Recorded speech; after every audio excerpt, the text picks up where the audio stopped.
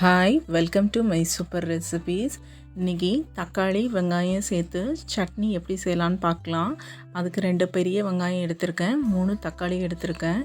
இப்போ இது ரெண்டுத்தையுமே கட் பண்ணி எடுத்து வச்சுக்குவோம். இப்போ பேன் சூடு பண்ணிவிட்டு 2 டீஸ்பூன் அளவுக்கு நல்லெண்ணெய் சேர்த்துக்கலாம். இந்த சட்னி செய்கிறதுக்கு நல்லெண்ணெய் சேர்த்து செய்கிறப்போ ரொம்பவே டேஸ்டியாக இருக்கும். இது கூடவே 2.5 டீஸ்பூன் அளவுக்கு உளுந்தம்பருப்பு சேர்த்துக்குவோம். நான் கருப்பு உளுந்து எடுத்திருக்கேன், நீங்கள் வெள்ளை உளுந்து கூட எடுத்துக்கலாம். உளுந்து சேர்த்துட்டு இதை வறுத்து கொடுத்துக்கலாம். கருப்பு உளுந்து சேர்த்து செய்கிறப்போ இந்த சட்னி இன்னுமே டேஸ்ட் நல்லாயிருக்கும். இது கூடவே 1 டீஸ்பூன் அளவுக்கு கடலைப்பருப்பும் சேர்த்துக்குவோம். சேர்த்துட்டு ரெண்டுமே நல்லா வறுத்து கொடுத்துக்கலாம். பருப்பு வறுப்பட்டதுக்கப்புறமா நம்ம நறுக்கி வச்சுருக்க வெங்காயத்தை இது கூட சேர்த்து வதக்கி கொடுத்துக்கிடலாம்.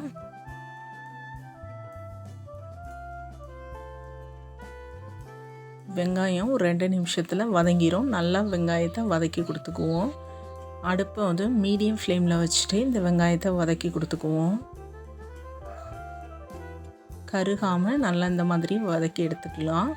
இது கூடவே 3 பல் பூண்டு சேர்த்து வதக்கிக்கலாம்.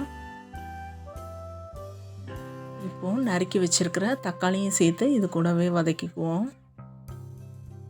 தக்காளி சேர்த்ததுக்கப்புறமா ஒரு 2 நிமிஷத்துலேயே தக்காளியும் வந்துடும்.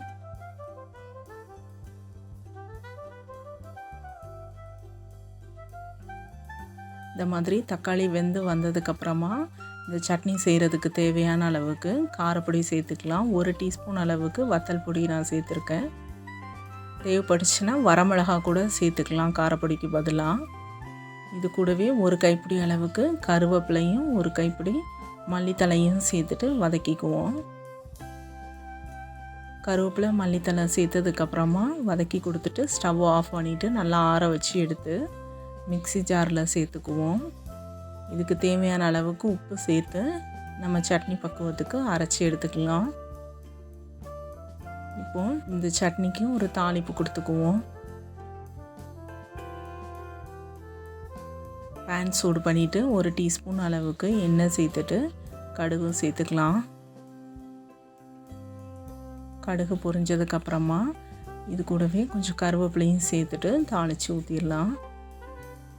இந்த சட்னி இட்லி, தோசை, சப்பாத்தியோடு சேர்த்து சாப்பிட்றப்போ ரொம்பவே டேஸ்டியாக இருக்கும். இந்த வீடியோ உங்களுக்கு பிடிச்சிருந்ததுன்னா லைக் பண்ணுங்கள், ஷேர் பண்ணுங்கள், கமெண்ட் பண்ணுங்கள். மை சூப்பர் ரெசிபீஸ் சேனலை சப்ஸ்கிரைப் பண்ணுங்கள். நெக்ஸ்ட் வீடியோவில் பார்க்கலாம். தேங்க்ஸ் ஃபார் வாட்சிங்.